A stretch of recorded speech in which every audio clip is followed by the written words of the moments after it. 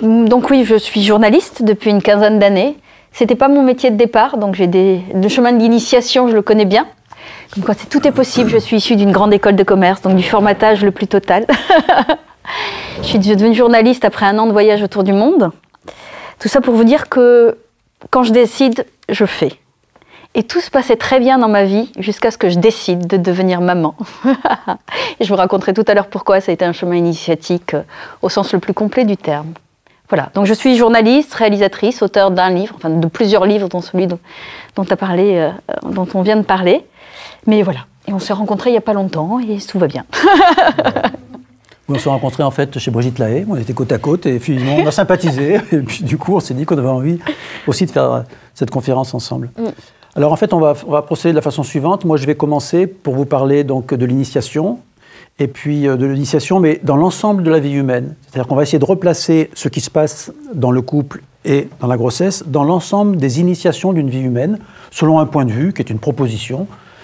Et puis ensuite, Réjeanne va vous parler, elle, de ce qu'elle a vécu dans cette initiation, je sais pas, tu verras, je sais pas, du couple et de l'enfant, etc. Non, vraiment depuis le désir d'enfant, tel qu'on peut le poser, et dans ce qui se passe après, c'est-à-dire dans mon cas, en tous les cas, et dans 25% des cas aujourd'hui, quand le désir n'arrive pas tout de suite à une réalité, c'est-à-dire quand on se confronte à l'infécondité, voire à l'infertilité. Et qu'est-ce que ça veut dire aussi, déjà, dans la compréhension de qui on est, ce que ça vient déstabiliser, puisqu'on parle d'initiation, la remise en cause du soi, de qui on est, et puis après, la suite. C'est-à-dire que quand mon fils a fini par s'inviter dans ma vie, qu'est-ce qui se passe pendant une grossesse, qu'est-ce qui se passe pendant un accouchement, et qu'est-ce qui se passe quand l'enfant est là. Donc dans le livre, je pars de mon expérience et j'ouvre sur une enquête sur ce qu'ont pu vivre d'autres femmes, d'autres couples, et ce qu'en pensent aujourd'hui les médecins, sur qu'est-ce qui se passe vraiment dans l'être quand on fait tout le processus pour devenir parent, et qu'est-ce que ça peut vouloir dire avec une autre compréhension de la manière dont on accompagne le processus. Voilà. Voilà, puis moi après, j'essaierai une fois qu'on aura vu cette initiation par la grossesse, par l'enfant, on essaiera de voir les étapes qui suivent, les initiations suivantes. Donc pour commencer, je vous dirais qu'on peut essayer de prendre la proposition suivante. Est-ce que les différentes initiations d'une vie humaine, depuis la naissance jusqu'à la mort, ce ne serait pas une façon d'aimer de plus en plus large, de plus en plus haut, de plus en plus grand?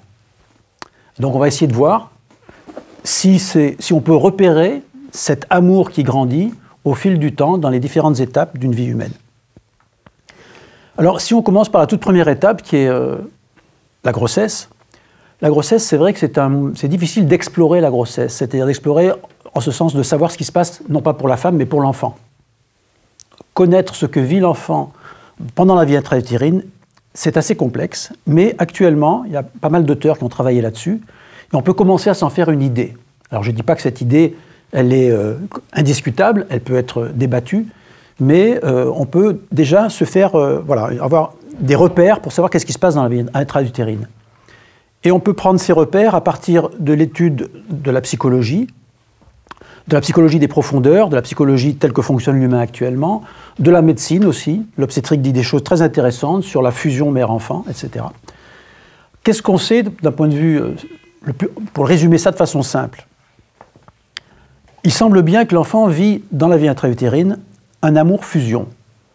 Alors c'est vrai que c'est difficile à décrire parce qu'en principe, un amour, c'est quand on est séparé et qu'on va vers. J'ai envie de quelque chose, j'aime et je vais vers. Là, ce n'est pas tout à fait la même chose, c'est un amour-fusion. Et cet amour-fusion, il est fait ce qu'on a appelé, ce que j'appelle moi, une complétude. Et il y a M. Delassus, qui est un professeur parisien qui est mort maintenant, et qui a défini ça en disant c'est la totalité originelle. Pourquoi la totalité originelle? Pourquoi la complétude? Parce que rien que d'un point de vue biologique, si vous voulez, le corps de la femme va construire cet enfant et amener à cet enfant, sans aucune demande de sa part, tout ce qu'il faut à son développement, en adaptant les circonstances de ce développement, seconde après seconde, pendant 9 mois. C'est-à-dire qu'il y a une intelligence biologique qui est perçue vraisemblablement comme un immense amour, qui se penche sur cet enfant, on pourrait le dire comme ça, et le construit pas à pas, à travers une très grande histoire, puisqu'on va partir d'une cellule qui va faire comme un Big Bang et arriver jusqu'à un humain. Et la médecine, l'embryologie qui essaye de décrire les stades de développement de l'enfant, décrivent ça comme un écho de ce qui s'est passé sur Terre qu'on appelle la phylogénèse. La phylogénèse, c'est l'histoire du minéral, du végétal, de l'animal et de l'humain. Eh bien, les embryologistes, pratiquement dans tous les livres d'embryologie, vous trouvez ça, qui disent qu'on retrouve en petit, pendant 9 mois, toute la grande histoire de l'évolution sur Terre. Donc on voit qu'il se passe quelque chose d'extrêmement grand. Et en même temps, je vous dis, quand on étudie le psychisme, on se rend compte qu'en effet, il y a un marquage très important de la vie intra-utérine qui fait que chacun de nous a, depuis cette expérience, une idée de ce que c'est que la perfection, de ce que c'est que le plaisir, de ce que c'est que la vérité, etc. Sauf que c'est lu à partir d'une maturité qui est quand même très frustre, qui est celle du petit bébé. Parce qu'il est mélangé à sa mère, et donc il n'y a pas de conscience au sens de dire, je répète, je vis ça et je sais que je vis ça. L'enfant, il vit quelque chose d'extrêmement puissant, d'extrêmement intense, mais il n'a pas, semble-t-il, un recul pour dire « je suis en train de vivre ça ». Alors, qu'est-ce qui va se passer? Eh bien, cette chose, elle va être... Quand l'enfant va arriver à la naissance, il faut comprendre que c'est son trésor. Il vient de faire une expérience fabuleuse d'amour fusionnel, dans lequel il a expérimenté la vérité, la perfection, et je vous dirai pourquoi je dis ça, la perfection, la vérité, le plaisir et la fusion. C'est-à-dire qu'on peut maintenant avoir une idée de cette expérience de la vie intra-utérine avec ces 4 caractéristiques. Pourquoi? Parce que quand on regarde en psychologie l'évolution d'un humain et ce qu'il traverse comme douleur, il est séparé de cette partie de la réalité de la complétude, étape après étape, et ça crée un grand désespoir intérieur. C'est comme si, en arrivant, on avait tous une idée de ce que c'est que ces 4 qualités de cet amour fusionnel de la vie intra-utérine, et qu'on se le faisait arracher petit à petit. Parce que, je ne sais pas si vous savez, mais quand l'enfant découvre le mensonge, il le découvre assez tôt, mais pour lui c'est un choc immense. La psychologie, la pédopsychiatrie le sait, et c'est extrêmement puissant comme choc. Et entre le moment où il découvre le mensonge, le moment où il admet ce mensonge, et le moment où il s'en sert, il faut beaucoup de temps. Ce n'est pas le fait d'avoir vécu le mensonge et que ça ait fait un choc, mais il faut beaucoup de temps pour qu'il accepte, tellement c'est contre sa nature. Donc si je dis ça, c'est juste pour dire, voilà, on est arrivés tous avec un trésor sur Terre, et ce trésor, il nous a été amputé. Alors on pourrait dire, c'est horrible. Pas du tout. C'est fait pour ça, et je vais vous expliquer justement parce qu'il faut qu'il y ait une initiation pour que nous devenions humains. Donc, la naissance va produire ce choc, et ce choc fait qu'au moment de la naissance, nous sommes obligés par le corps de nous tourner vers la vie terrestre. C'est le corps qui nous tourne vers la vie terrestre. L'esprit voudrait rester dans ce monde-là. Comme vous, c'est une analogie que je prends dans mon livre, comme vous le matin quand vous sortez d'un rêve merveilleux et qu'on vous dit qu'il faut aller au boulot, si vous vous réveillez à moitié, vous dites non mais moi, non c'est trop bon, je repars. Et donc il y a quelque chose de cet ordre-là qu'on vit quand on fait un très beau rêve et qu'on n'a pas envie de se lever le matin, où lui, il sort de cette espèce de sommet d'amour dans ce qu'il expérimente, et qui fait que ce qu'il rencontre sur Terre n'a pas cette qualité-là. Et donc, pour arriver à se réorienter, à réorienter son être, il est obligé de faire quelque chose d'extrêmement complexe et se détourner de cette complétude et d'en faire quelque chose qui est dans le subconscient. Donc cette complétude chez nous tous, elle est dans le subconscient. Elle reste comme une espèce de repère qui fait que toute notre vie, on va dire, c'est pas ça, c'est pas assez, c'est pas assez, c'est pas assez. Il y a quelque chose de mieux, il y a quelque chose de mieux. Et heureusement, parce que si on disait ça va bien, on s'arrêterait, la vie serait finie.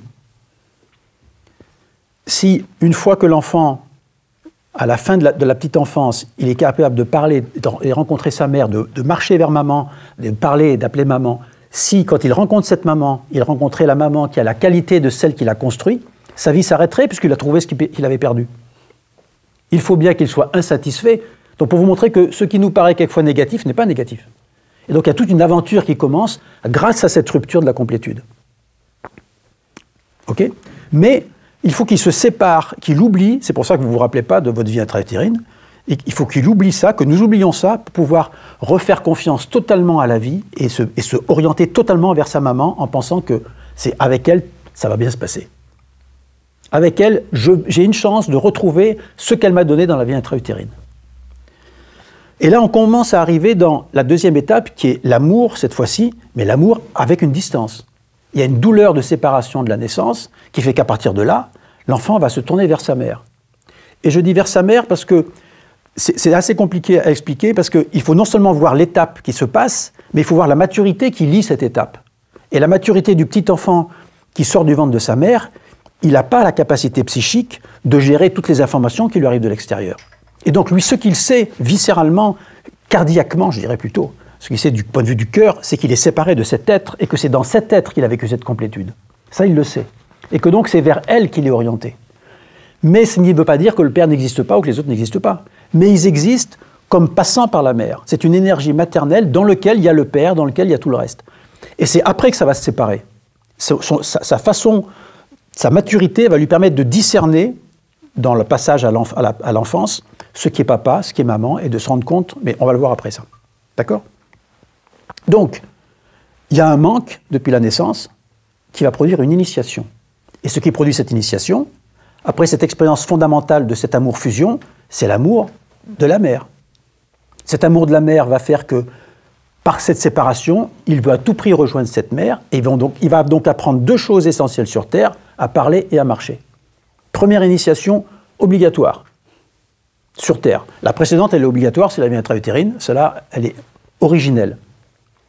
Après, on va avoir trois initiations incontournables, petite enfance, enfance, adolescence. Après, on en aura deux libres, et j'expliquerai pourquoi, le couple et l'enfant. D'abord, pour une raison très simple, c'est qu'elle peut être libre parce qu'on n'est pas obligé de se mettre en couple et on n'est pas obligé d'avoir un enfant. Mais on verra qu'il y a une autre raison tout à l'heure.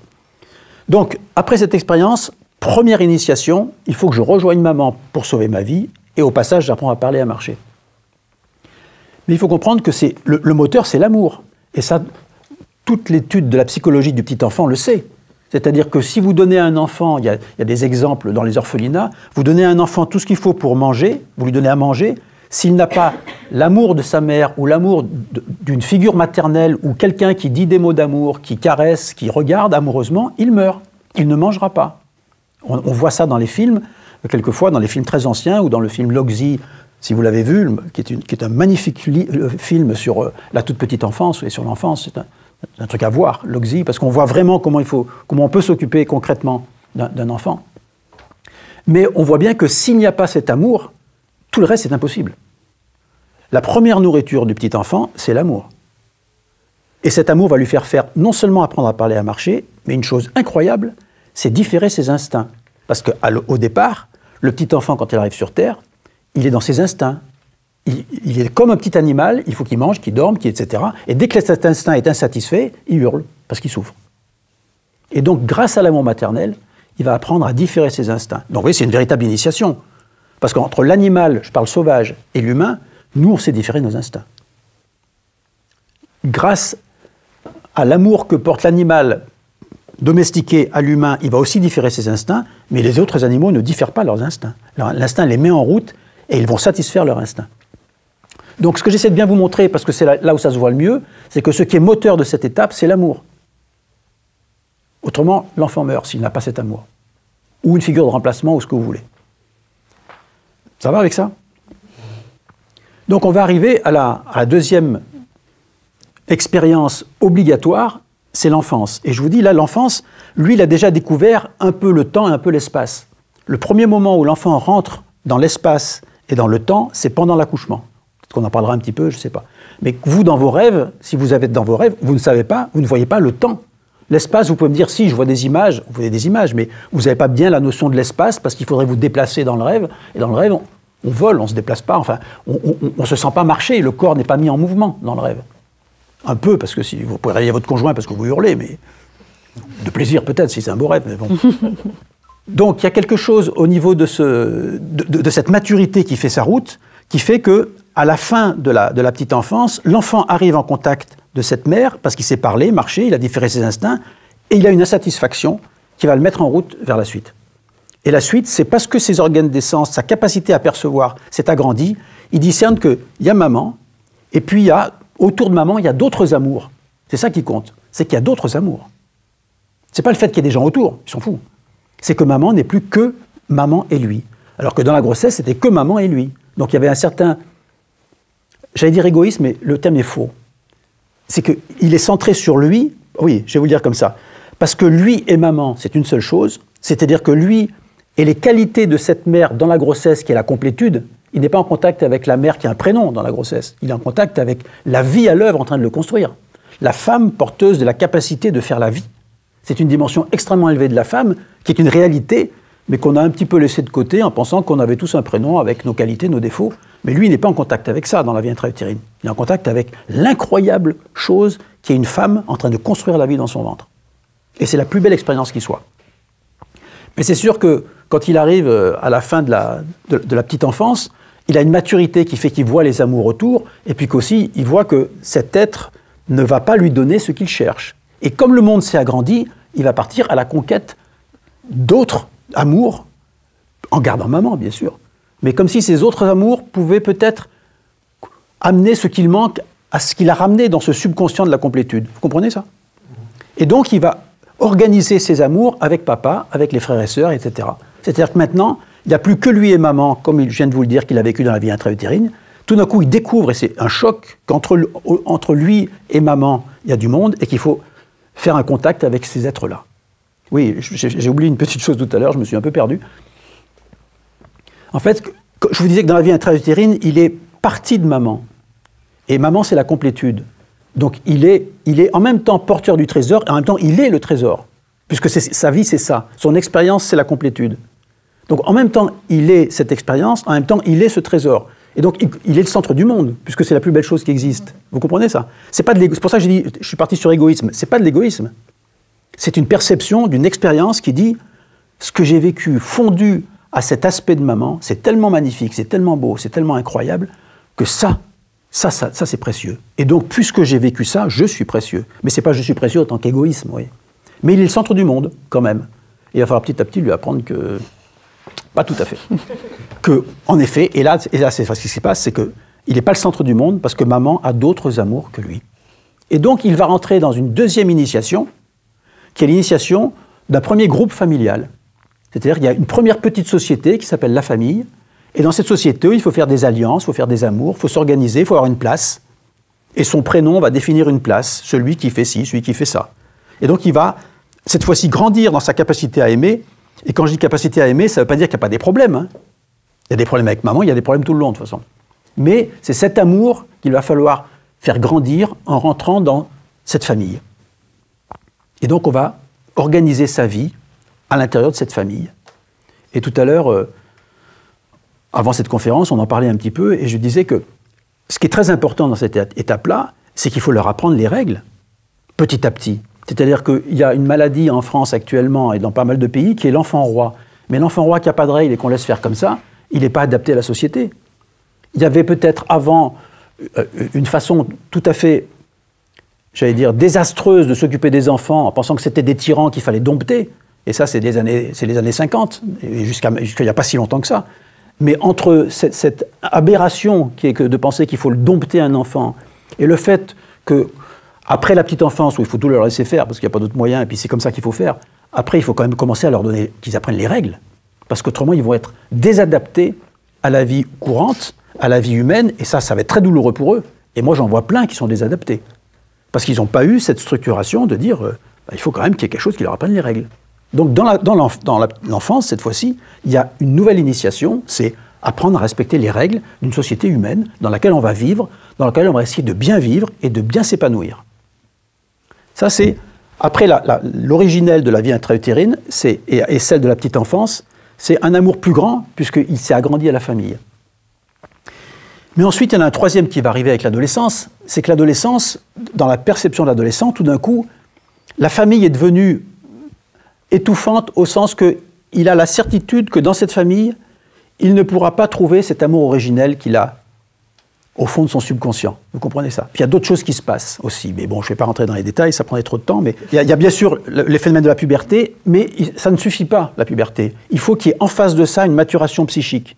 C'est pour ça qu'actuellement, où il y a les perturbateurs endocriniens, on a des gros problèmes, parce qu'il y a un décalage, ce qui ne s'appelle même pas la puberté d'ailleurs, mais il y a des décalages entre une pseudo-puberté et la maturité psychique qui pose beaucoup de problèmes.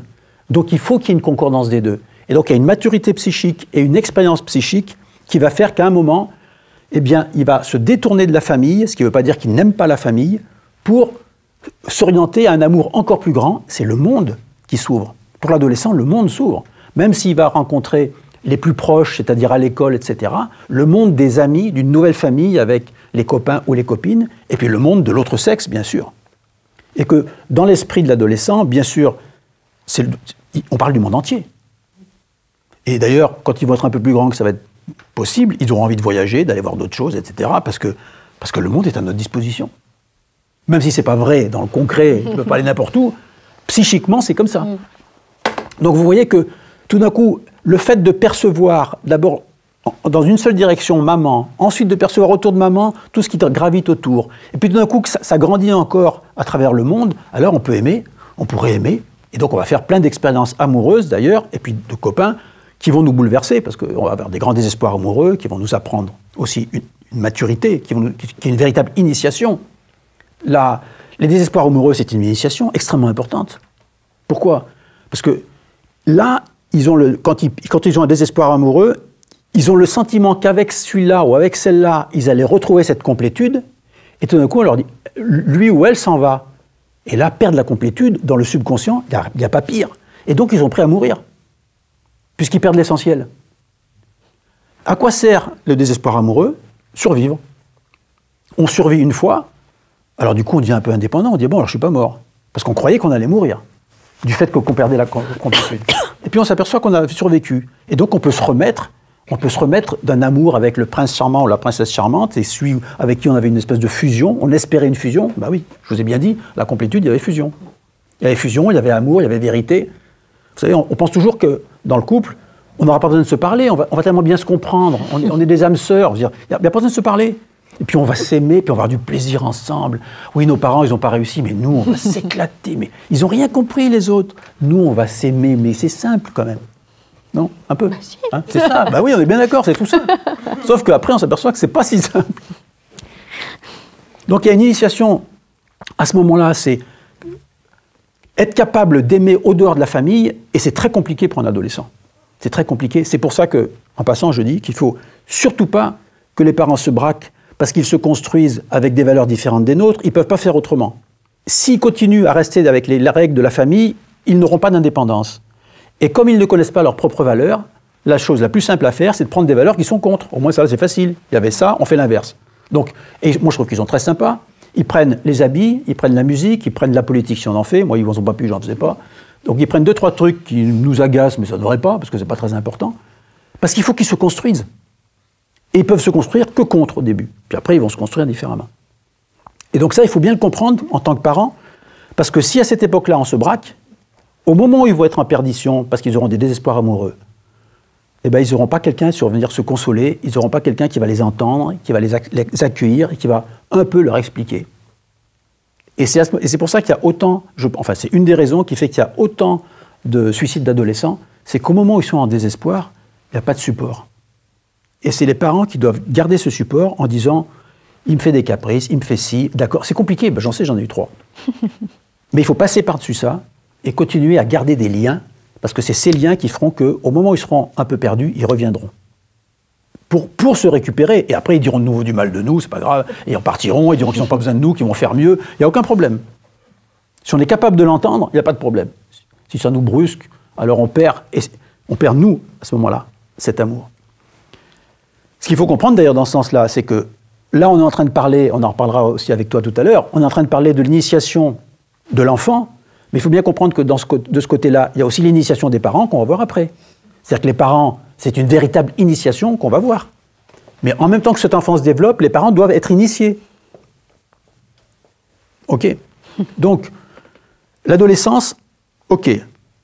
Alors après, vous allez me dire, oui, mais bon, là, vous êtes en train de nous raconter que l'amour, il grandit, mais quand on se met en couple, il ne grandit pas, il se rétrécit. Ah ben non, je vais vous montrer qu'il grandit. Parce que jusque-là, on a grandi dans l'espace. C'est-à-dire, dans l'espace, l'enfant a perçu maman. Après, dans l'espace, il a perçu papa, etc., les frères et sœurs. Puis là, il perçoit le monde. Et puis tout d'un coup, au milieu du monde, il va en choisir un ou une.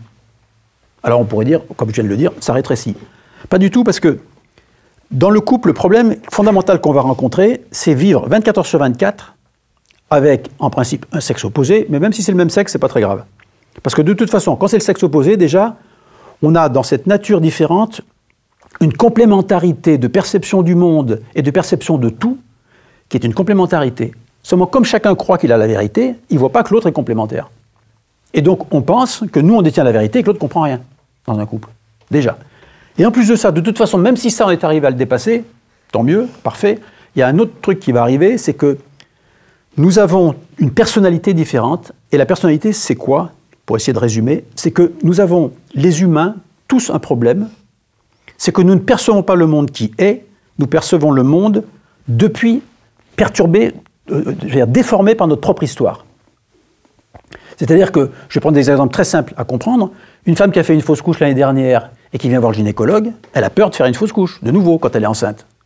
Ben, je lui dis non, elle ne devrait pas, parce qu'elle n'a pas plus de risque pour la première que pour la deuxième, statistiquement. Donc elle devrait avoir peur de la même façon pour les deux. Sauf que dans son passé, il y a un événement douloureux qui est cette fausse couche, qui fait qu'elle a peur. Mais je vais prendre un autre exemple. Si elle a fait une fausse couche et que ça tombe très bien parce qu'elle ne voulait pas d'enfant, qu'elle était enceinte par accident, la peur ne va pas du tout être la même. Peut-être on dirait, tiens, j'ai fait une fausse couche, ça pourrait recommencer, puis là, j'ai pas envie. Mais c'est pas du tout la même chose. Ce qui veut dire que c'est la souffrance qui produit cette perception. Si on pousse le bouchon un peu plus loin, je me suis beaucoup occupé d'infertilité. Une femme qui n'arrive pas à avoir d'enfant, et pour qui c'est vraiment une souffrance intense, et pour beaucoup, c'est une souffrance extrêmement intense. Elle ne supporte plus les femmes enceintes qui lui rappellent qu'elle n'est pas enceinte, et elle ne supporte plus les enfants qui lui rappellent qu'elle n'en a pas. Et donc, ça, ce que je suis en train d'essayer de vous dire, c'est que ça modifie la perception du monde.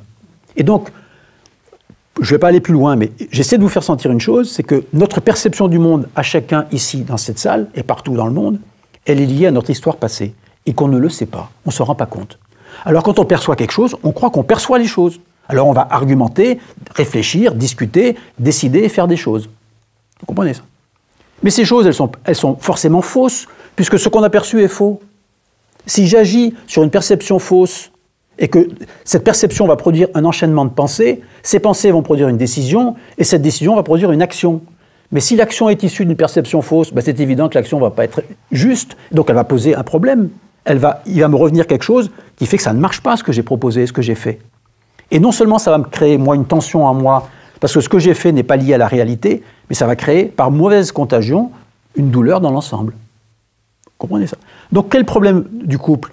Eh bien c'est que si on reste chacun sur son point de vue, c'est moi je vois le monde, je m'excuse, et toi tu le vois pas, et vous le voyez pas, et moi je vois le monde, et chacun pense comme ça sur Terre. Moi je vois bien les choses quand même. Les autres, les autres ils font comme ils peuvent, les pauvres. On pense tous un peu comme ça quand même. On se dit bon, on est tous à égalité. Et dans le couple en particulier. Et alors on va essayer de voir comment moi je déforme le monde. Au lieu de m'occuper de l'autre, comment moi je déforme le monde? Comment ma perception fait que je fais des actions et où je vois que ces actions sont fausses? Alors je me pose des questions pour moi-même.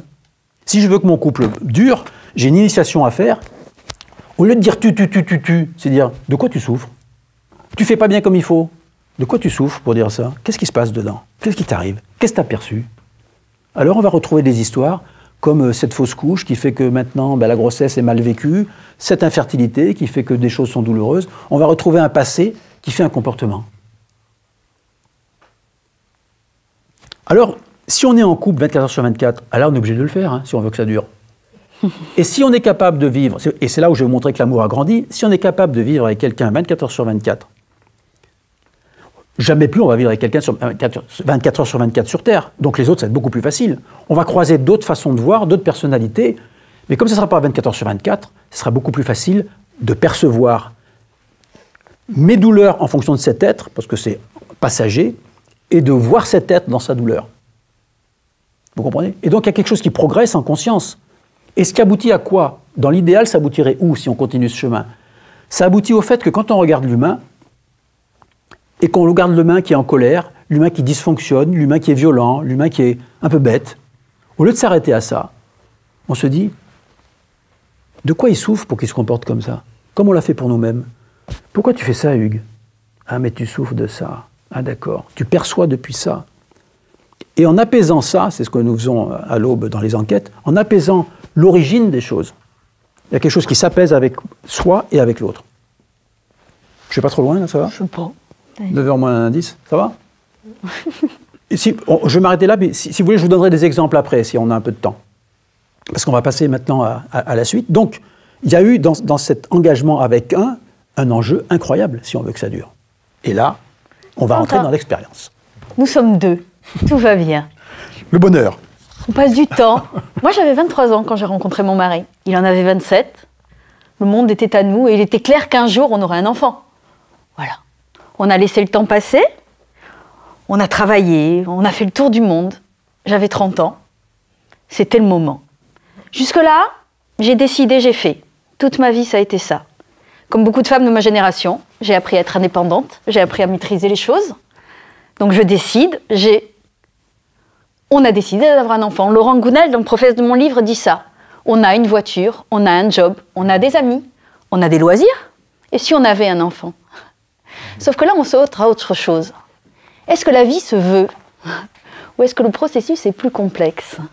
Donc j'ai 30 ans, j'ai décidé d'avoir un enfant. J'ai plus de job, je suis en train de devenir journaliste, j'ai du temps, tout va bien, c'est le bon moment. Comme un tableur Excel. Sauf que les mois ont passé. Je suis allée voir une gynéco, elle m'a donné un petit traitement. Mes règles sont revenues, et puis ça a de nouveau fonctionné. Les années ont passé. Une part de moi ne voulait absolument pas médicaliser la démarche. Je pense que ça me faisait horriblement peur.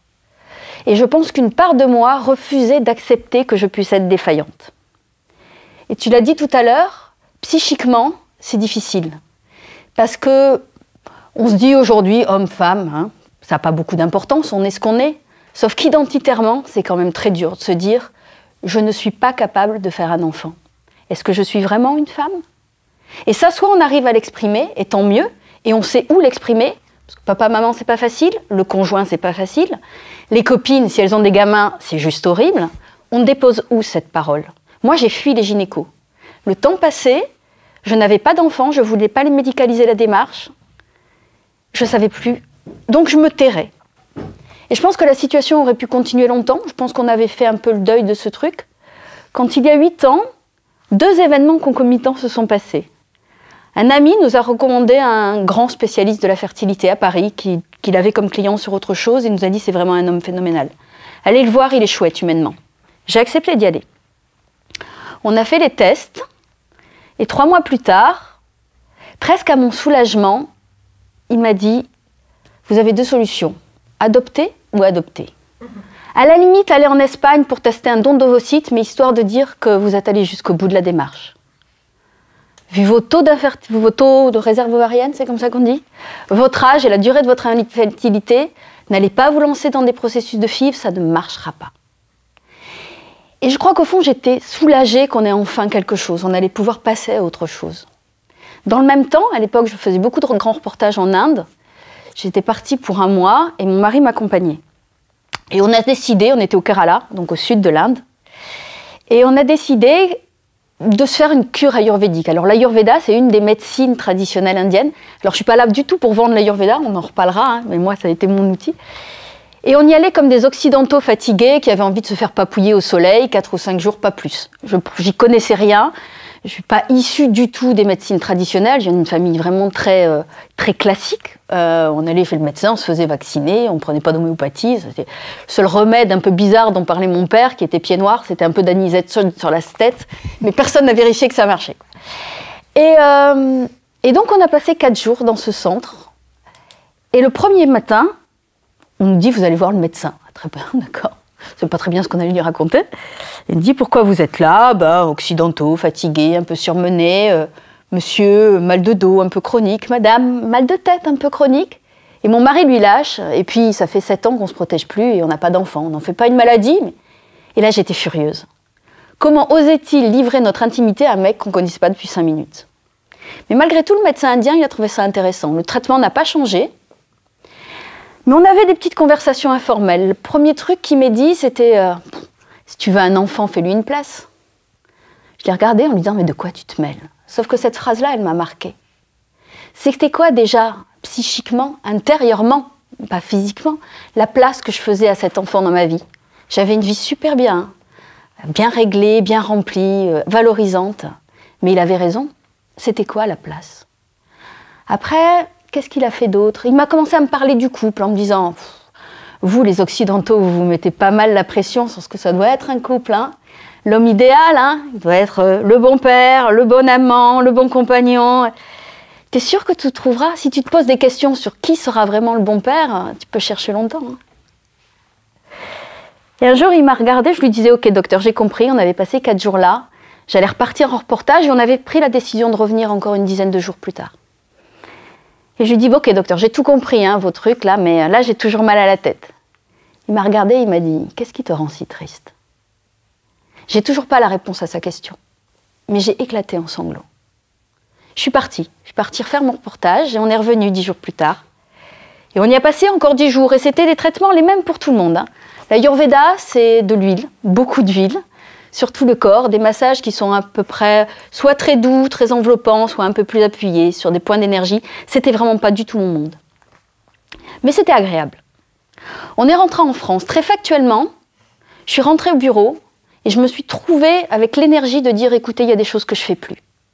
Je veux reprendre du temps pour moi, je veux refaire quelque chose que j'aime, je veux me lancer dans le documentaire. Donc ça m'avait donné quelque chose qui était très loin des histoires d'enfants, parce que j'avais fait une croix. Mais ça m'a redonné une envie. Très factuellement, l'envie de revenir à moi. Et c'était pas négociable. J'étais dans une espèce d'état de conscience où il fallait que je change quelque chose. Pour l'anecdote, quelques mois plus tard, on s'est retrouvés à nouveau en Inde, dans un autre endroit, qui s'appelle le Ladakh, qui est au nord de l'Inde, dans l'Himalaya. Et on était partis en vacances avec des amis, on avait fait un long trek dans l'Himalaya. Et à notre retour dans le village principal, il y avait un médecin amchi. Les amchis, c'est les médecins tibétains. Et j'avais l'opportunité de le rencontrer, et je me dis, bon, ça va être rigolo. Et voilà, j'ai pris mon propre cas, et on lui a expliqué. Il a pris mes pouls,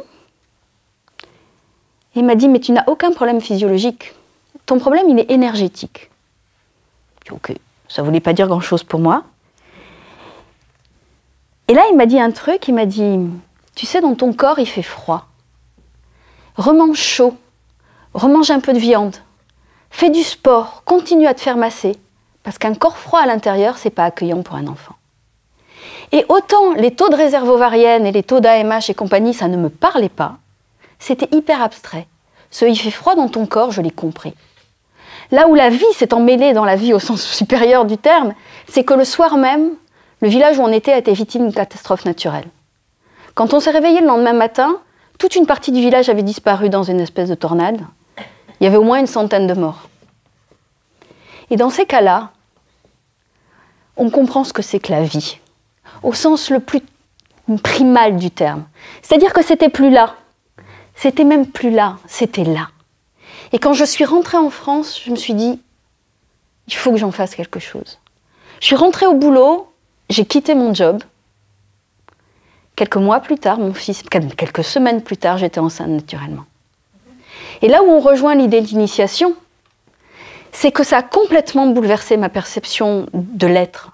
C'est-à-dire que j'ai compris que la volonté ne suffisait pas, que c'était autre chose d'accueillir la vie, que la vie, ça s'accueille. Et que c'est ce mouvement-là, je pense que l'Ayurveda, je dirais pas que ça m'a guéri, parce que je pense que c'est un processus intérieur, et que c'est d'abord c'est vraiment soi et soi, mais ça m'a remis en contact, aussi parce que c'est un art du toucher, avec ça, avec ma sensorialité, ma primalité, ce qui était bon pour moi. Et petit à petit, dans ce mouvement-là, c'est ce mouvement-là, c'est vraiment l'ouverture. Et l'ouverture à plus grand est cette capacité d'accueil. L'Ayurveda dit que c'est un processus de détoxification physique, mais aussi psychique et mentale. Remonte les émotions, comme remonter la tristesse, remonte les mémoires familiales.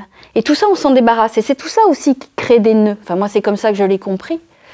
Et donc, ce que ça a bouleversé avant tout dans ce qui m'a amené aujourd'hui au travail que je fais, c'est-à-dire sur l'ouverture de conscience, c'est que l'être, c'était pas qu'un processus biologique. Et avoir un enfant, c'est pas qu'un processus biologique.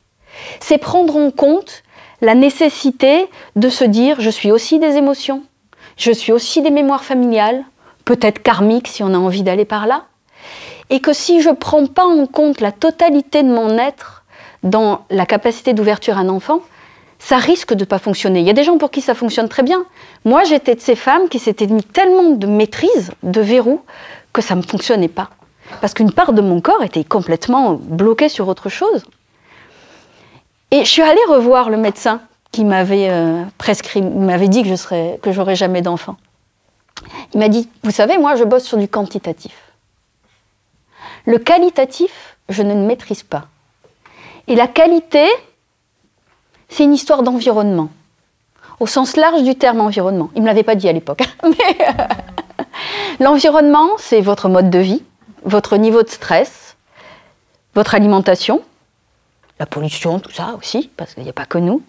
Mais c'est aussi vos émotions, votre relation réelle à votre conjoint, émotionnelle, sexuelle, vos mémoires familiales, tous ces antécédents-là.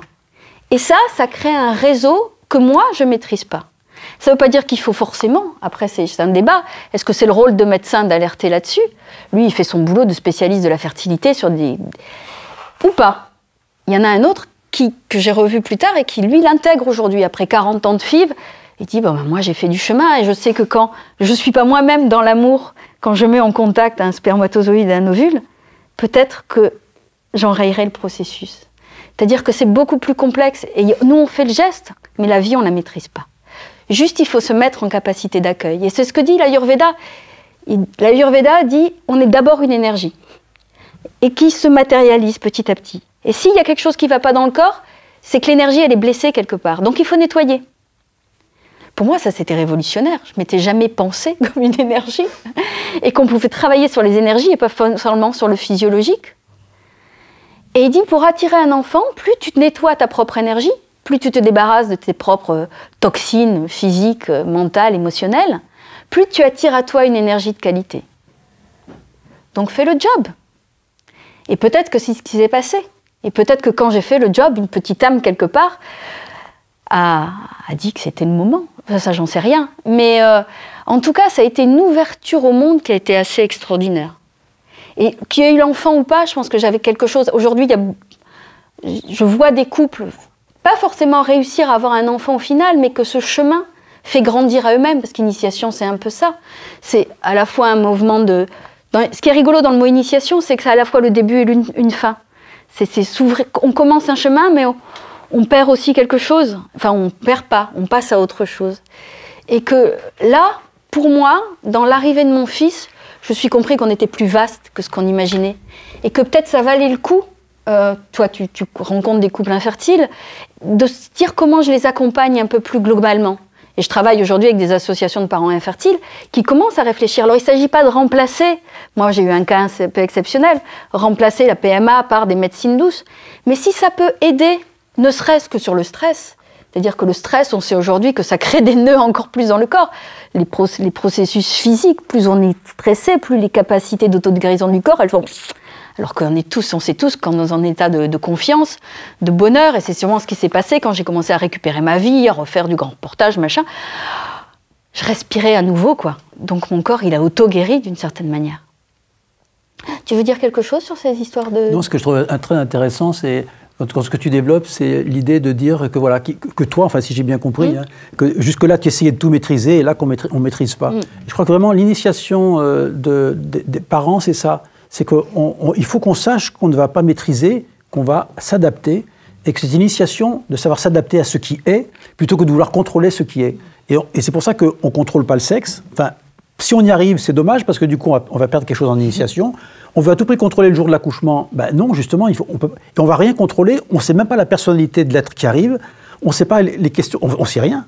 Et justement, c'est ça l'initiation. C'est dire, qu'est-ce que je reçois? Et c'est ça dans ce que tu dis que je retiens, c'est, alors, bon, ben moi, je vais suivre cette initiation. Je reçois un enfant, qui sait, je vais le découvrir petit à petit, et je vais accompagner celui-là. Pas comme je le... Et là aussi, ça rejoint ça. C'est pas comme je le veux moi. C'est pas l'enfant que je veux, c'est l'enfant qui est. Et là, on retombe sur ce que je vous disais tout à l'heure. Si on veut que l'enfant soit comme ça, et moi je l'ai voulu pour mes enfants par moment, puis je me suis dit, mais là tu déconnes. Je me suis dit, non mais là ça marche pas. C'est quoi cet être? Il veut quoi? Il est fait pour quoi? Où est son élan? Où est son élan? Pas le mien, le sien. Et quelquefois son élan n'était pas dans le même sens que le mien. Donc si vous voulez, c'est non seulement ne pas maîtriser, mais c'est aussi accepter de voir l'être avec sa dynamique à lui, et de l'encourager dans cette dynamique, même si cette dynamique ne nous convient pas. Par exemple, moi, ma fille, elle est danseuse, ça me faisait horriblement peur, parce que je me disais, un, elle va jamais gagner sa vie, et deux, c'est très très dur. Bon, je pourrais revenir là-dessus si vous voulez, mais moi, mon être résistait à ça. Mais quand j'ai vu que je résistais et que c'était pas juste, je lui ai dit, écoute, c'est peut-être un peu difficile financièrement, mais si vraiment c'est ton truc, je t'aiderai. Et je l'ai aidé. Mais pas dans la spontanéité de mon être qui disait, il faut pas qu'elle fasse ça, quoi. Donc c'est ça que je trouve intéressant, c'est cette idée de faire un espace, d'abord faire un espace. C'est ça. Et quand tu dis toutes ces médecines, bien sûr que ça aide, mais je crois que surtout ce travail intérieur, quelles que soient les formes qu'ils prennent, avec un travail plus psychique, un travail d'accompagnement par le corps, parce que les deux vont ensemble, il y a quelque chose qui tout d'un coup se pose et fait un espace, et fait un espace sur un socle aussi. Je permets juste encore une toute petite chose, c'est qu'il y a un problème chez l'humain, en dehors de ce que je vous ai dit tout à l'heure, c'est que l'humain, il a des systèmes de compensation. C'est-à-dire qu'on a un problème... alors voilà, on a un problème affectif, alors on se précipite sur les tablettes de chocolat. C'est classique ça. Mais le chocolat, il n'a jamais fait de bisous à personne. Hein. Alors on va m'expliquer que ça fait des trucs dans le cerveau. On s'en fout, c'est des bisous dont on a besoin. Et donc, si vous voulez, il y a plein de systèmes de compensation qui fait que on s'entend pas bien dans le couple, alors on bosse énormément, ça justifie qu'on n'est pas dans le couple, ou bien on a un enfant, on se précipite sur l'enfant, ça évite de voir les problèmes du couple. Il y a tout ça. Et tout ça, il faut un peu le purifier avant, si on veut que... Et donc il faut voir en soi-même nos dysfonctionnements, nos systèmes de compensation, notre déformation de la réalité. C'est ça. Oui, et puis comme tu le disais... C'est ce que tu dis, oui, mais c'est ce que j'entends dans ce que tu dis aussi. Et puis effectivement, tout ce qu'on peut avoir comme héritage sur ce que c'est qu'une mère. Moi, le médecin indien m'a dit, puisque tu remontes vers Cochin, donc l'endroit où on était, c'est tout au sud de l'Inde, imaginez la pointe de l'Inde, et il fallait qu'on remonte près d'un avion. Il m'a dit, puisque tu remontes, arrête-toi chez Amma. Vous connaissez Amma? Oui. Maman câlin. Je l'ai regardé, je dis, moi, tu veux que j'aille chez Amma? La femme que j'étais, qui était journaliste, militante, grand reporter, moi, maman câlin, j'en ai strictement rien à foutre. Et là, il a argumenté, parce que c'est un homme intelligent. Il m'a dit, tu sais, elle est à la tête de la plus grosse ONG indienne. Quand il y a eu le tsunami en 2004, le gouvernement indien, ils ont mis 15 jours à s'organiser. Elle, le soir même, elle avait ouvert ses hôpitaux, elle avait logé les gens, elle est allée voir les couples pour leur dire maintenant il faut refaire des enfants, il faut que vous fassiez ceci, ceci, cela. Elle incarne une énergie pragmatique, terrienne, dont l'Inde a besoin. Et ça, la militante des droits de l'homme que j'étais, a trouvé ça vachement intéressant. Il dit ok, j'y vais. On arrive, je vois que des gens en toche blanche. Je dis putain, sortez-moi de là. Et là, quelqu'un nous dit Amma est là, je vous garde vos affaires en français. Allez prendre le darshan. Ok. On arrive, on fait la queue 20 minutes, là où il faut des heures en France. Notre tour arrive, j'avais mon mari derrière moi, elle me prend dans ses bras. Son assistante cherchait, comme on dit, elle dit « mon fils chéri, ma fille chérie » à tout le monde dans sa langue. Et l'assistante à côté ne trouvait pas comment ça se disait en français. Et j'étais là, coincée dans les seins d'Amma. Et à un moment, toutes les deux, on a explosé de rire. Ça m'a un peu détendue. J'étais moins comme ça. Et on a décidé d'attendre un peu. Le darshan a terminé, on est restés là. On fait tous les deux, depuis bien longtemps, du yoga et de la méditation. Donc on s'est posé là dans cette ambiance et c'était beau à voir. La dévotion que les gens ont vers elle et ce qu'elle redégage de présence. Je dis, ah, quand même. Et puis après, le darshan était fini, les gens sont écartés et elle est passée. Et là, j'ai compris que c'était pas que maman câlin, effectivement. Elle dégageait une espèce de puissance. J'ai compris qu'une mère, c'était aussi celle qui portait son monde, qui était capable d'embrasser le monde, mais dans ce que ça avait de puissant. Et là, je me suis dit, c'est aussi ça, être une mère. Et ça m'a intéressée. Et donc, c'est tout. Je ne sais plus pourquoi je raconte ça, en fait. Si, mais vas-y. Mais c'est toutes ces petites choses qui font qu'on a... Ah oui, c'est ça. C'est qu'on a des perceptions complètement formatées. Moi, je pense que j'avais cette perception de la mère, parce que, comme je le racontais tout à l'heure, ma grand-mère et ma mère ont abandonné leur vie de femme au moment où elles se sont mariées pour faire des gamins et se sont étiolées. Je pense qu'une part de moi, dans ma psyché, avait compris ce qu'était être une connerie. J'en ai reparlé avec ma mère depuis, et elle a complètement assumé son rôle de mère. Elle était contente d'avoir abandonné. Elle a fait les beaux-arts, elle s'est mariée, elle a tout arrêté pour élever ses enfants. C'était son choix. Sauf que moi, je l'interprétais par « tu as des enfants, tu ne vis plus ta vie de femme ». Et je pense que c'était un de mes verrouillages psychiques hyper forts. Quand je me suis débarrassée de ça, grâce à Amma, malgré moi, en me disant « ah ouais, une mère, c'est aussi ça », ça a levé le verrou. Ah, et ça, c'est mon histoire. Mais je pense que chacun, si on arrive à être en contact avec ça, ça peut faire évoluer les choses. Pour les histoires d'enfants, mais pour grandir en tant qu'être en général. Et puis, comme tu le disais, pour se voir fonctionner. À un moment, on dit, oh là là, ça, c'est juste du réflexe, ma grande. Ça, c'est juste toi qui vois l'histoire comme ça. Bon, ça, me voilà enceinte. On continue ? Allez, oui. Le bonheur, quand même. Là où, moi, j'ai une belle grossesse. J'ai une belle grossesse parce que j'ai eu la chance d'être... Je suis retournée en Inde. Le médecin indien, quand je lui dis, et dis donc mon gars, ça y est, il est là. 10 mois après notre rencontre, hein, c'est quand même allé très vite cette histoire. Donc il m'a dit, écoute, je te propose quelque chose. Quand tu as 5 mois de grossesse, reviens, et je vais m'occuper de toi comme on s'occupe des femmes ici, traditionnellement.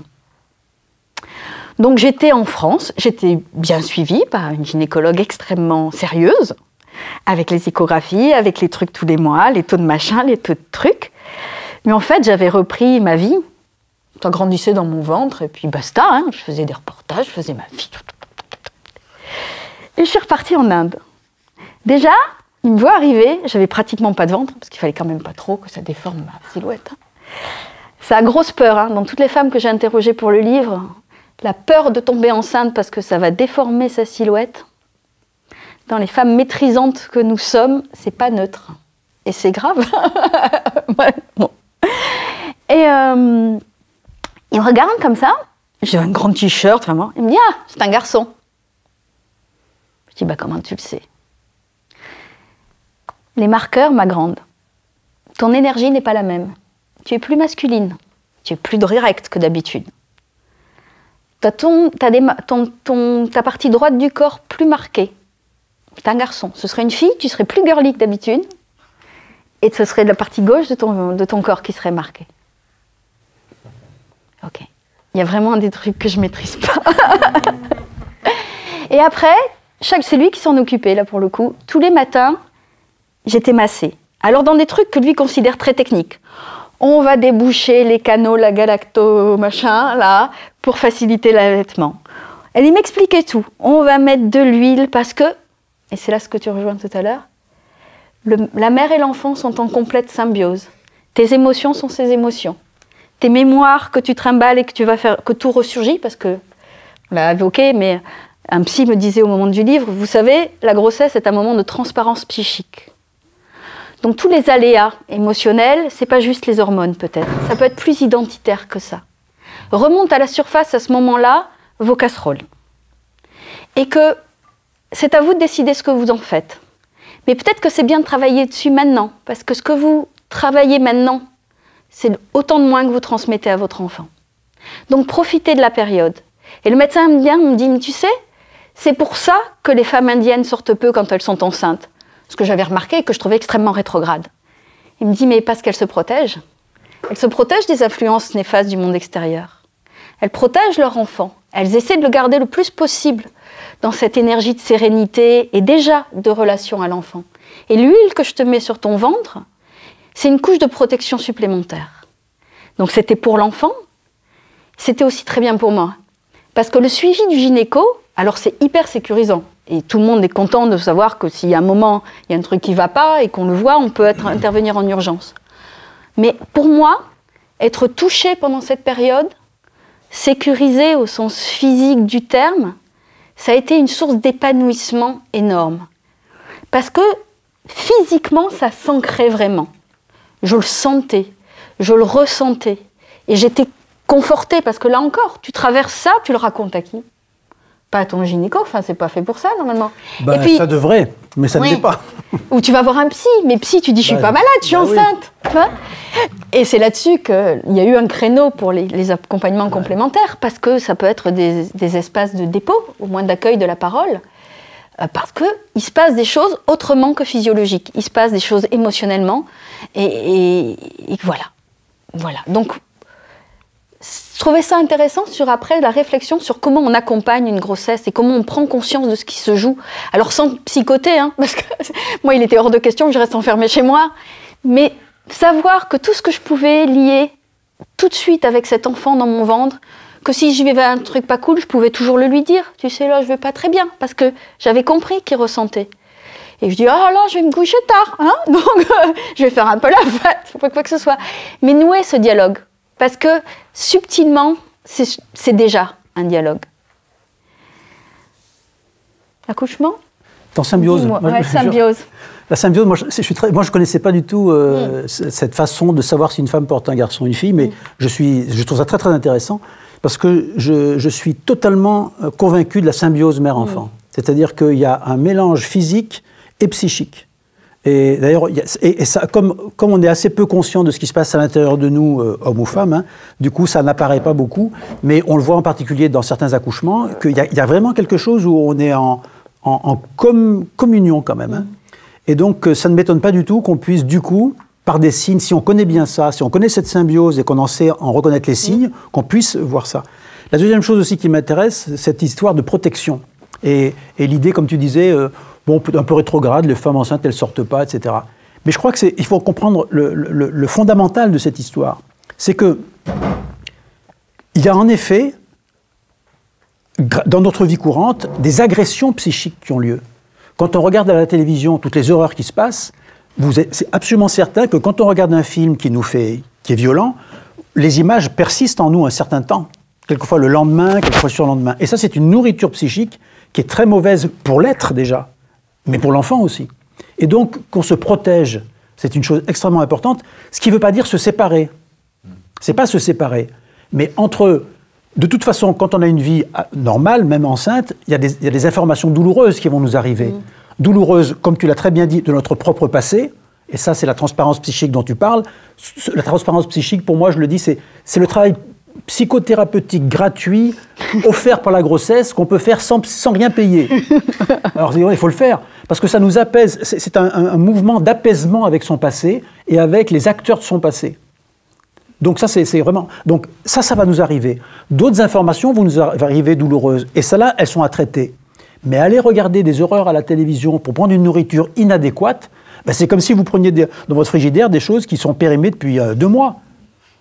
Pourquoi aller manger ça alors que vous avez des bonnes choses? Pourquoi aller ingérer des images douloureuses pour rien, parce qu'on ne peut rien faire, alors que ça nous fait du mal? Déjà, on peut faire quelque chose avec les images qui nous arrivent par le naturel de la vie. Et celle-là, on peut en faire quelque chose. Donc là, il y a une nourriture extrêmement importante, et je comprends bien, mais on devrait tous se protéger. Moi, actuellement, quand par hasard je regarde très très peu la télé, mais quand je tombe sur un truc et puis que j'ai une image que j'attendais pas violente, mais je vois le temps qu'elle reste en rémanence dans mon esprit, mais je dis, je ne veux plus me retrouver dans ces situations. J'en ai eu une comme ça, un film qui commence bien, tout d'un coup, puis tout d'un coup, ça tourne à l'horreur en 1 seconde, puis on s'y attendait pas. Non, mais je trouve que c'est trop violent, ça, moi. Et moi, du coup, l'image, elle reste, et c'est indigeste. Ouais, c'est ces deux aspects que je voulais reprendre, parce que je trouve que c'est très intéressant, cette histoire de symbiose, et puis cette histoire de protection qui n'est pas se séparer. Je me souviens, c'était pendant ce séjour en Inde, c'est comme ça qu'on avait eu cette discussion. Je lui dis, mais il y avait 2 Françaises dans le centre, des nanas super, hyper intéressantes, etc. Mais c'était 2 anciennes junkies. Et l'Ayurveda les aidait à évacuer définitivement ça de leur vie, même si elles ne se droguaient plus, mais ne serait-ce que le réflexe, etc., l'envie. Et un jour, j'ai dit à Sambou, c'est le nom du médecin, j'ai dit, tu sais, elles sont adorables, mais j'ai l'impression que leur conversation me grignote. Et c'est là qu'il m'a expliqué cette histoire de protection, etc. Et là où pour compléter ce que tu disais, c'est-à-dire qu'après, c'est vraiment pour soi. Ce que j'ai trouvé intéressant sur le moment, c'est de ressentir que ça me grignotait. C'est-à-dire comment aussi, c'est toujours ce mouvement de retour à soi. Ça me fait quoi en moi? Peut-être que ça grignoterait pas une autre femme qui n'a pas la même histoire ou qui est plus solide à ce moment-là, parce que ça va pas la marquer. Mais si, savoir écouter ses propres signaux, ça, c'est pas bon pour moi. C'est quoi qui est bon pour moi? Et que c'est une période intéressante pour ça, arriver à savoir, et en plus parce qu'il n'y a pas que soi de concerné. Mais c'était intéressant, ce mouvement d'ajustement. C'est ça qui est intéressant, c'est que parce qu'il y en a un autre qui n'est pas nous-mêmes, mais qu'on aime, on va faire des choses qu'on ne ferait pas pour soi-même. Ça, c'est très important aussi. Et c'est là aussi on va voir que l'amour a grandi. C'est-à-dire que dans un enfant, ce n'est pas nous-mêmes. Et pourtant, quand l'enfant arrive, si nous, on va bien dans notre vie, on est heureux amoureusement, on est heureux matériellement et socialement, si l'enfant ne va pas bien, on ne va pas bien. Ça, c'est d'une nouvelle maturité. Hein. Parce que jusque-là, les autres, très sincèrement, entre nous, hein, on n'a pas grand-chose à faire. Un peu, si ça va avec nous. Mais, tandis que là, il y a quelque chose d'extrêmement nouveau qui arrive. Dans ce s'il ne va pas bien, je ne vais pas bien. Alors, à l'époque, j'en aurais un deuxième, là, peut-être que je réfléchirais. Il était hors de question pour moi d'accoucher sans péridurale. J'avais peur, c'était nouveau, c'est pas mère courage. J'ai fait ce choix en conscience quand même. Et je pense que ça, c'est déjà important. Ce que je vais raconter après. Pour moi, l'idée là, et je l'ai compris plus tard, c'est pas de dire, et il y a un discours que c'est comme ça que c'est bien, c'est comme ça que c'est pas bien.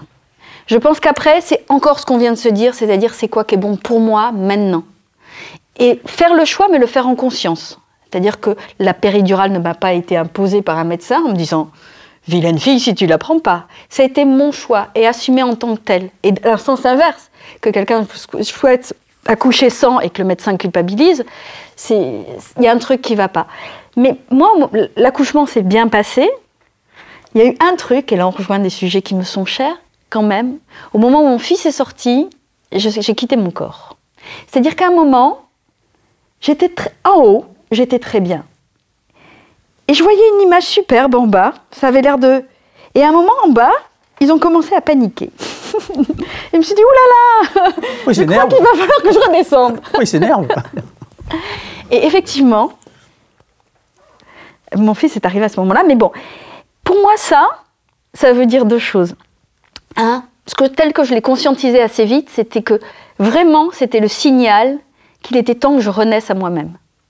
J'étais sortie, j'étais remontée. Après, je pense que dans l'histoire, il y avait vraiment une histoire de vie et de mort qui se joue vraiment. Je ne l'ai pas vécu parce que je n'ai pas voulu vivre ce que c'est qu'un accouchement purement naturel où on... Mais il y a des femmes racontent ça, que dans cette... alors, tu connais mieux ça que moi, mais que dans le fait de mobiliser vraiment toutes ces ressources et dans le fait d'être vraiment dans l'état modifié de conscience que demande un accouchement sans aide face à la douleur, on mobilise cette puissance de la mère qui est nécessaire pour la faire naître en nous, peut-être. Et qu'on évite un peu le problème quand on se fait complètement assister. Non, moi je pense que moi je suis 2000 fois d'accord avec ce que tu as dit, c'est que c'est la femme qui doit savoir ce qu'elle veut et c'est ça qu'il faut faire. C'est-à-dire que je suis 2000 fois d'accord avec, il n'y a pas de critère de c'est bien d'accoucher comme ça. Ça n'existe pas pour moi. C'est chacun mesure ce qui est bon pour lui. Après, la seule chose qu'il faut aussi, c'est est-ce que j'ai le courage de m'affronter à l'expérience, mais à ma façon. C'est-à-dire que, pour moi, alors voilà, là je pars sur un petit peu différent, mais si on décide, comme c'est ton cas, une péridurale, il n'y a aucun problème pour moi. La seule chose, c'est est-ce que ça favorise la présence de la mère à son accouchement et à son enfant, ou est-ce que c'est comme dans certains hôpitaux que dont on a entendu parler, où on dit, on va vous mettre la télé, et puis vous allez jouer aux cartes, et puis je trouve ça un peu monstrueux. Ouais. Mais parce que ce qui compte, c'est de faire ce qu'on peut avec l'énergie qu'on a et les peurs qu'on a, et se mettre dans les conditions où, en même temps, on vit l'expérience, mais en même temps, on ne se met pas en danger. Voilà. Après, ce que tu soulèves par rapport à l'accouchement, ce qui fait que les femmes ont l'impression de mourir, je l'ai expliqué aussi dans mon livre, c'est qu'en fait, elles sont dans une impasse totale, psychiquement. C'est qu'elles sont devant le fait que le travail dure depuis déjà 10 heures, en gros, donc il y a un épuisement physique et un épuisement psychique, même celles qui mettent tout leur courage. C'est comme un sportif, quand il est au bout, il est au bout, quoi. Et au moment, ce qui est bizarre, c'est qu'au moment où elles sont au bout comme ça, on leur demande de pousser leur enfant, qui est un effort colossal. Donc il y a quelque chose qui paraît contre nature. Si c'est moi qui avais inventé l'accouchement, je dis souvent, moi j'aurais fait, allez, on va un peu masser, chauffer, faire 2-3 tours de circuit, là, puis pas trop fort, et puis après on va pousser vraiment. La vie n'a pas fait ça. Pourquoi ? Parce qu'il y a une expérience qui est attendue, là, justement. Et cette expérience, elle est due justement au fait que la femme se retourne vers elle-même, malgré tout le courage qu'elle a. Dans ces cas-là, elle sait qu'elle ne peut pas physiquement et qu'elle n'a plus la force psychiquement. Et c'est pas de la paresse, c'est rien de tout ça. Et en même temps, elle a une information totalement contradictoire, c'est vous ne pouvez pas vous en sortir sans que votre enfant naisse. Et donc c'est ça qui fait dire je vais mourir. Vous avez deux trucs opposés qui ne marchent pas ensemble, donc je vais mourir. La seule chose qui se passe quand on accouche en présence de son enfant, je vais juste le dire comme ça, quand on accouche en présence de son enfant, c'est qu'il y a un moment où les contractions qui étaient perçues douloureusement, il y a un travail psychique qui est possible, mais ce travail psychique, il est ce que je vous ai dit tout à l'heure, il est que la contraction est à 80% douloureuse en raison de l'histoire de la personne. C'est l'histoire qui est douloureuse dans la contraction. La contraction, elle est un peu douloureuse, certes, mais c'est plutôt un effort, la contraction. C'est un effort pour faire naître un enfant. Mais là-dessus se greffe la peur, et moi, je me suis posé ces questions pendant... J'ai 40 ans d'obstétrique, hein, et chaque fois je me disais, mais pourquoi elle dit ça ? Pourquoi elle dit ça ? Pourquoi ? Et j'ai essayé de comprendre, derrière ce qu'elles manifestaient, les femmes, qu'est-ce qui se passait ? Et en fait, il se passe l'histoire de la personne. Parce qu'une fois, il y en a une qui m'a dit, mais de toute façon, j'y arriverai jamais et tout. Et j'ai dit, mais pourquoi vous me dites, j'y arriverai jamais ? Ah, mais non, mais de toute façon, je suis incapable de tout. Et j'ai dit, mais pourquoi ? Mais j'ai toujours été incapable. Et puis elle me dit, mais de toute façon, mon père m'a toujours dit que j'étais une incapable. Et là, c'est comme si on descendait dans l'histoire avec elle, paf, et on est avec son père, dans une chambre où elle dit, mais t'es la dernière des connes, t'arriveras jamais à rien. Et ben elle est persuadée qu'elle n'arrivera jamais à rien. Son père n'était pas un net méchant, il devait être en colère ce jour-là, j'en sais rien, ou c'était chronique dans leur relation. Mais cette femme, elle a intégré quelque chose d'une injonction de son passé qui fait que maintenant, elle y croit dur comme fer, et ça grandit la douleur. Donc ce que je veux dire, c'est que si on arrive à dépasser cette invention qui rajoute de la douleur sur quelque chose qui est quand même pas simple, hein, je ne suis pas en train de dire que c'est que dalle, hein, j'ai jamais dit ça. Si on laisse aux femmes, c'est qu'elles sont capables, les hommes sont beaucoup trop fragiles. Donc ça règle le problème de ce que je peux dire. Mais il faut comprendre que si on passe de cette histoire passée qui vient sans arrêt influencer la contraction à l'ici et maintenant, dans l'ici et maintenant, c'est un effort en train de faire naître un enfant, un effort entre une mère et un enfant, parce que l'enfant fait aussi son job, pour qu'il naisse. Et ça, c'est la réalité. Et quand la femme est en contact avec cette réalité, elle est en contact avec l'enfant, elle est en contact avec lui. Non seulement elle le sent encore mieux physiquement, mais elle le sent psychiquement. Pourquoi c'est comme ça? Ben écoute, elle ne peut pas nous expliquer comment elle a pu sortir de son corps, ben elle l'a fait. On ne va pas discuter. Là, c'est pareil. Pourquoi c'est comme ça? Ben moi, je ne sais pas, mais c'est comme ça. Je l'ai vu un certain nombre de fois, et il y a une espèce de contact où la femme et l'enfant se sentent, et enfin, de toute façon, la femme sent l'enfant. Et comme elle le sent, lui aussi en danger, parce que c'est pour ça qu'on les enregistre à la fin, parce qu'on sait qu'ils ont 10 heures de contraction. Chaque contraction diminue le volume sanguin qui leur arrive. Si moi je vous diminue le volume sanguin pendant 10 heures, vous allez voir la gueule que vous allez faire. Donc il y a un moment où la femme, elle sent que son enfant est en danger. Et à ce moment-là, il se passe un truc, c'est que autant pour elle-même, elle n'avait pas de force, autant si ce à quoi elle tient le plus est en danger, et c'est le mystère de l'amour, il y a une initiation, c'est pour celui que j'aime, je suis capable d'avoir des forces que je n'ai pas pour moi-même. Pour celui que j'aime, je suis capable d'avoir des forces que je n'ai pas pour moi-même. Et il n'y a pas que dans l'accouchement que ça a lieu. Ça a lieu dans d'autres circonstances de la vie. Et ça, c'est une véritable révolution dans l'esprit humain. C'est mais alors, je suis beaucoup plus fort que ce que je crois. Pas que pour moi, non, pour mon petit tête, non. Et c'est là où on se rend compte que finalement l'autre, en apparaissant, nous rend plus fort que ce qu'on était quand il n'était pas là. L'amour qu'on a pour l'autre, pour l'enfant, nous rend plus fort que nos propres forces qu'on avait avant. Donc c'est un peu ça l'expérience qu'on peut vivre. Et après, de toute façon, si on ne la vit pas là, on la vivra après, on la vivra, il n'y a aucun problème. Parce que celles qui n'ont pas d'enfants, elles sont pas. C'est pas parce qu'elles n'auront pas d'enfants qu'on ne peut pas vivre cette expérience. Moi, j'en ai, mais je n'ai pas vécu l'accouchement. Moi. Je la connais, cette expérience. Et je sais très bien qu'on peut se dépasser et avoir des forces insoupçonnées quand ceux qu'on aime ont un problème, sont en danger.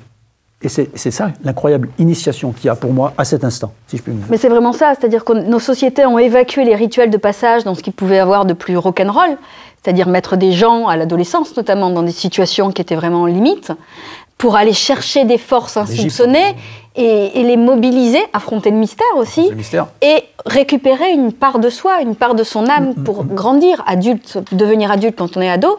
Et moi, c'est un peu ce que j'ai fini par ressentir, alors ça reste une perception personnelle, c'est qu'il y avait besoin de cet engagement spirituel, émotionnel, physique pour peut-être faire éclore la mère en soi, et que c'était vraiment là, vraiment le rite de passage, presque dans ce qu'on a un peu évacué de nos sociétés pour que ce soit un peu plus confortable. Mais là, si on décide de l'affronter comme ça, si on se sent prêt, il y a quelque chose de cet ordre-là. Ouais. Et puis je crois que je crois que ce qui compte pour chaque femme, chaque couple qui veut vivre ça, c'est avoir le courage de l'expérience. Parce qu'après, chaque personnalité va vivre un aspect de ce qu'on est en train de dire en fonction de là où il en est et de ce qu'il doit apprendre. L'initiation n'est pas la même pour tout le monde. Toi, tu n'avais peut-être pas besoin de passer par ça, puisque c'est ça qui t'a été proposé. Mais ça m'a quand même révélé qu'il y avait cette... Voilà, ça t'a révélé ça. Mais toi, c'est celle-là ton expérience. Et puis d'autres, ça va être... Et que donc, la seule chose qui compte, que je trouve dommage et qui compte pour moi, c'est que chaque femme, chaque couple ait envie de cette expérience. Et la fasse à sa mesure, mais s'engage dedans et non pas passivement, comme on le voit maintenant. Moi, je fais de l'obstétrique depuis 1975. Hein. En 1975, on ne bossait pas comme maintenant. Hein. C'est-à-dire que ce n'était pas docteur, moi je suis enceinte, maintenant, moi tout ça, ça ne m'intéresse pas. Moi, je voudrais le petit à côté, débrouillez-vous. Moi, je n'avais jamais entendu ça. Maintenant, c'est donc il faut faire des césariennes, il faut déclencher à telle heure, il faut faire ci, il faut faire ça. Il faut bien sûr pas faire d'efforts, donc il faut que le médecin fasse ventouse, forceps, etc. Donc il y a un désengagement, je parle pas à personne ici, je parle globalement de ce qui me fait souffrir dans mon métier, un désengagement qui ne va pas avec l'initiation. L'initiation, c'est un engagement, c'est un courage.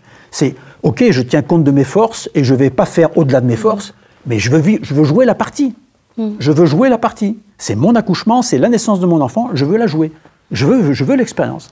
Et après, je ne vais pas me mettre en danger, c'est sûr. Oui, encore une fois, c'est qu'est-ce qui est bon pour moi, qu'est-ce que je veux pour moi, voilà. Ça veut dire quoi dans mon identité, et après je fais mon choix en conscience et je le vis en conscience, quel que soit mon choix, quoi. Ouais. Et après, effectivement, si on ne le vit pas là, on le vit après, la fin de l'initiation. On le rattrape. On a chimie, la fin de l'œuvre noire, comme on dit, la calcination. Donc voilà, cet enfant était là. Je pensais avoir fait un bout du chemin quand même, parce que ça a été rock'n'roll l'arrivée de cet enfant. Enfin, ça a été rock'n'roll, ça a été une ouverture de conscience énorme.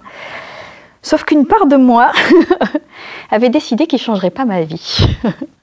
Un enfant, qu'est-ce que c'est quand on a 38 ans, qu'on est grand porteur? Je vais le mettre dans le sac à dos et on va continuer comme avant. Ouais. La vie s'est un peu chargée de me rappeler à l'ordre puisque mon père est tombé malade 1 mois après l'arrivée de mon fils. Et il est mort au bout de 2 mois. Et je me suis retrouvée, malgré moi, et j'assume ce malgré moi, dans l'obligation de prendre soin, non seulement de mon enfant, puisqu'il était là, mais aussi d'un père malade, d'un père mourant, d'un père mort, et de toute la succession qui va avec. Donc ma vie professionnelle, telle que j'avais l'intention de la reprendre joyeusement après 3 mois, c'était no way, ma grande. Ça veut dire quoi de prendre soin? De prendre soin vraiment. Et ça n'a pas été simple. Parce que j'avais une vision très arrêtée de moi-même, et notamment de ce que c'était que ma liberté. Après, on a tous des marqueurs identitaires. Pour moi, la liberté en était un. La liberté, c'est j'ai tout choisi, et je continuerai à tout choisir. Sauf que là, j'avais un choix. Je m'occupais des miens ou pas? Et ça a été douloureux. Ça a été douloureux aussi pour différentes raisons. C'est-à-dire que j'avais une vision très arrêtée de comment je voulais l'élever. Hein, être là pour lui faire des compotes bio, moi-même. Donc je me voyais remplir mon pactage petit à petit. Et encore une fois, commencer à patiner et ne rien dire à personne, parce que c'est difficile de dire qu'on n'y arrive pas. Surtout qu'il n'y a pas de discours, ça commence à venir, mais des gens qui te disent autour de toi, tu sais, les premiers mois, c'est vraiment rock'n'roll. Moi, cette parole, on ne me l'avait jamais dite. Quand au bout de 6 mois, j'ai fini par dire à une amie, je suis au bout du rouleau, elle m'a dit, c'est normal. Je dis, comment ça, c'est normal? Oui. Et même mon mec, lui a fallu du temps. Et pourtant, il était très présent. Je n'ai pas su, moi, lui dire que j'étais en fragilité, que j'étais en insécurité énorme. Mais il a cru que c'était moi qui avais un problème. Et il a fallu que je fasse l'enquête pour le livre, qu'il entende des reportages d'autres femmes pour qu'ils comprennent que ce n'était pas mon histoire, que c'était assez fréquent, que les femmes c'était une période d'insécurité. Et notamment, il y a une psychologue américaine dans le livre qui dit « Avant, devenir mère, ça faisait partie de l'identité des femmes. C'était acté, c'était comme ça, elles avaient que ça à foutre. Hein.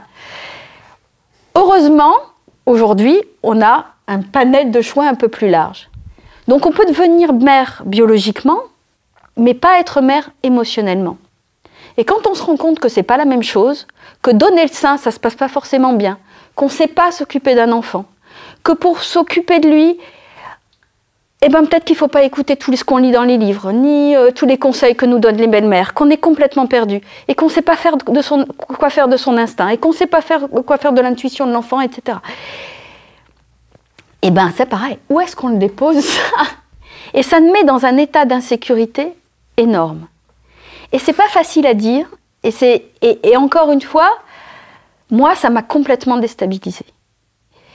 Jusqu'au jour où, heureusement, je pense que j'avais tout le travail avant, où de moi-même, une nuit, ce qu'on appelle la nuit noire en spiritualité, j'avais mon mec qui dormait à côté, mon père qui était mort depuis 6 mois. J'étais là en plein milieu de la nuit et j'ai fini par prendre conscience qu'il fallait que j'accepte de me dire « Toi aussi, t'es morte. T'es en deuil de toi-même. La femme, l'identité sociale que tu t'étais construite, ça ne fonctionne plus. Si tu t'y agrippes, tu vas dans le mur. Donc c'est quoi la nouvelle toi? C'est quoi?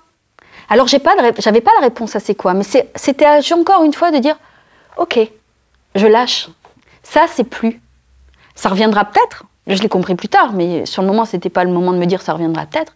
C'était juste accueille ce qui est là, va plus profond. c'est quoi, et là encore une fois, c'est quoi l'amour vraiment?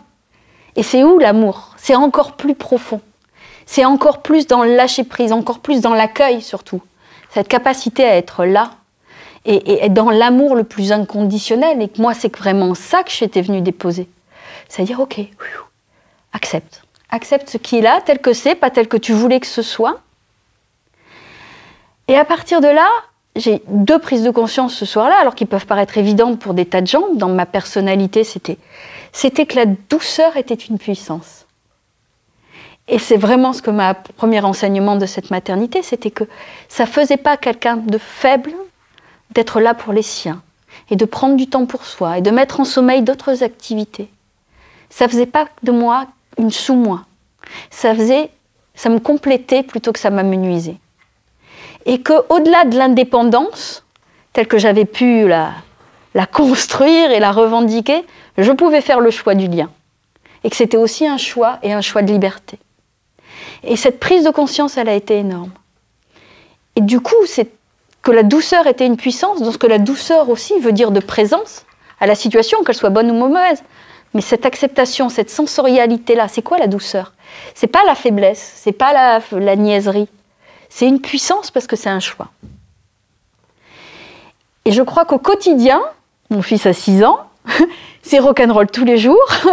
Je crois que le chemin, il finit jamais. Hein, d'acceptation qu'il n'est pas tout à fait ce que je voulais qu'il fasse. Enfin, je voulais rien, mais qu'il ne fonctionne pas comme moi. Qu'au quotidien, il me met en face de mes choix, de mes priorités, de mes humeurs. Et que le chemin initiatique de la parentalité, c'est ça. C'est ce miroir, c'est-à-dire que il faut accepter ce qu'il est, et surtout moi, bosser et continuer à bosser, mais bosser, pour être capable d'accueillir ce qu'il est et d'être dans d'être là pour lui, et pas dans ce que je projette pour lui, ou dans mes propres réflexes. Et que c'est là-dessus, ça nous aide à grandir en amour. C'est-à-dire cette capacité d'être totalement là pour l'autre sans s'y perdre. Parce qu'il y a vraiment une histoire de place aussi. Parce qu'il ne s'agit pas de devenir non plus la mère sacrificielle, dont beaucoup de psys m'ont parlé. Ah, oui, complètement. Et qu'à un moment, la question de sa propre place, dans le couple aussi, c'est pas simple de redéfinir un couple quand on a été 2, toi et moi, et quand il s'agit maintenant de redéfinir le toi et moi et lui, et nous 3, ça fait beaucoup plus d'entités à gérer. Et il faut arriver à se le dire. Et comme ça, d'année en année, j'imagine. Nous, on avait 20 ans, on a 22 ans de vie commune, mon compagnon et moi. Donc, il fallait quand même aussi déjà... tout ça, il a fallu s'adapter. Ça n'a pas forcément été facile. Mais notre chance, c'est d'arriver à se dire les choses les plus honnêtement possible et le plus en douceur possible. Il ne s'agit pas de ne pas se dire, il s'agit de se dire en sincérité. C'est-à-dire de nouveau, dans ça fait quoi en moi? Et j'ose te le dire. Et tu es capable de l'entendre, l'un comme l'autre. Et donc voilà, quelque chose à rajouter? Non, ça va bien avec ce qu'on est en train de dire, parce que j'ai commencé en disant que peut-être on pouvait voir la vie humaine comme un amour qui grandissait, et on voit bien que toi, à l'endroit dont tu parles, c'est l'endroit où tu avais construit ta vie dans une image de ce que tu voulais être, et que tout d'un coup l'amour te rattrape en disant mais c'est quoi qui est essentiel? Et tu réponds d'accord, c'est l'amour. Et il faut comprendre que c'est en même temps un problème personnel et en même temps un problème de notre société qui a tout axé sur l'image extérieure, sur il faut réussir, ça c'est bien, la femme qui est à la maison, qui s'occupe de ses enfants, qui fait à bouffer, finalement c'est pas terrible, le mec qui bosse, qui fait ça, qui fait... Mais on est malade, on est fou de penser comme ça. On pense tous un peu comme ça, mais on est fou. Parce que l'essentiel, si on regarde bien l'essentiel, c'est l'amour. C'est l'amour qu'on transfère à un enfant, c'est l'amour entre une mère, c'est ce dont tu parles, cette maturation que tu fais, cette maturation que nous faisons, c'est ça qui est essentiel. Le reste, c'est pas essentiel du tout. Qu'est-ce qui restera de vos métiers, de notre argent, de tout ça? Rien. L'amour qu'on a donné, ça restera. Ça se transmet, l'amour. Mon livre commence par une phrase de Kerouac que j'aime bien. C'est parce qu'au final, tu ne te souviendras pas du temps passé au bureau, ni à tondre la pelouse. Gravis cette foutue montagne. Et c'est un peu ça. Ouais, c'est ça. Je disais tout à l'heure, j'aime bien dire que c'est sûrement une des plus belles, moi qui ai beaucoup voyagé, qui ai vécu des trucs qui font rêver beaucoup de gens dans ma vie de grand reporter, etc. Je dis que c'est sûrement la plus belle aventure humaine que j'ai vécue. Elle est loin d'être terminée. Je pense que je vais encore avoir des montées et des descentes. Mais que vous voyez le bonheur que c'est d'arriver à un sommet à pied versus y arriver en autobus. Quand on est en haut de la montagne et qu'on l'a gravé à pied, le plaisir qu'on en a, c'est quand même pas le même, quoi. Et pour moi, il y a un peu de ça. C'est-à-dire que les plus belles histoires sont pas forcément les plus faciles. Qu'est-ce qui va au final faire le sel d'une vie? Et moi, j'essaie toujours de me remettre là-dedans. Ok, cet enfant contredit mes plans. Ok, c'est pas ça que j'avais prévu. Là, je veux... Et alors, quoi? C'est quoi la priorité? Je pense que par rapport à ce qu'on disait, en même temps, ce que j'ai repris moi en disant, il y a l'amour, ce qui ne veut pas dire qu'il faut se consacrer à cet aspect-là. C'est-à-dire que nous avons tous besoin d'un équilibre dans notre vie amoureuse, dans notre vie de mère ou de père, dans notre vie d'amant, d'amante, dans notre vie de réussite professionnelle. Je ne suis pas en train d'être contre la réussite professionnelle. Je suis en train de dire qu'il faut que les choses soient faites de telle façon que nous-mêmes, nous nous épanouissons. Et voilà. Si on s'épanouit, le reste va se faire. Mais on ne peut pas avoir dans notre tête comme ça que ça c'est bien, ça c'est pas bien, que finalement, voilà ce que je disais tout à l'heure. Donc, il y a quelque chose où chacun doit se poser la question pour lui-même. Qu'est-ce qui est bon pour moi-même et qu'est-ce qui fait que je m'épanouis? Mais pas sur des valeurs dictées par une société qui dit ça c'est bien, ça c'est pas bien. Faire à manger, de nos jours, ça a l'air d'être un truc subalterne, mais c'est central. L'amour, il passe par ça. L'enfant, quand je vois un enfant qui tète sa mère et la mère est devant la télé, je me dis comment c'est possible? Elle est en train de lui donner à travers ça l'amour. Il faudrait que l'être psychique soit en même temps, soit présent. Alors je ne dis pas qu'on ne peut pas regarder la télé en donnant le sein à un moment, mais si c'est tout le temps comme ça, il y a un problème de fond. Si vous êtes à table en train de manger et puis personne ne vous regarde et chacun est devant sa tablette, autant manger chacun de son côté. Il y a un moment où c'est une rencontre. Et donner à manger, je vous l'ai dit tout à l'heure, l'enfant mange parce qu'il a l'amour de sa mère. C'est une deuxième nourriture pour le corps après la nourriture pour l'esprit. Donc donner à manger, c'est pas ridicule du tout. Faire à manger, c'est pas ridicule. Moi, je sais pas bien faire, donc je ne donne pas des leçons. Mais j'ai un profond respect pour ceux qui font ça et qui savent faire. Et il y a des tas d'hommes qui le font aussi, il n'y a pas de problème. Mais moi, je ne suis pas très doué, là. Parce que dans ma famille, la bouffe, c'était... Il n'y a qu'à voir. On comprend bien. Mais nous sommes en perpétuelle évolution. Il y a ça aussi, c'est qu'à un moment, il faut aussi accepter de rebattre ses cartes. Oui, tout à fait. Je bricole un peu. J'ai ma compagne là-bas, donc je ne veux pas trop la ramener sur la cuisine. Je vais pas la ramener. C'est pas moi qui te donnerai des leçons sur le sujet.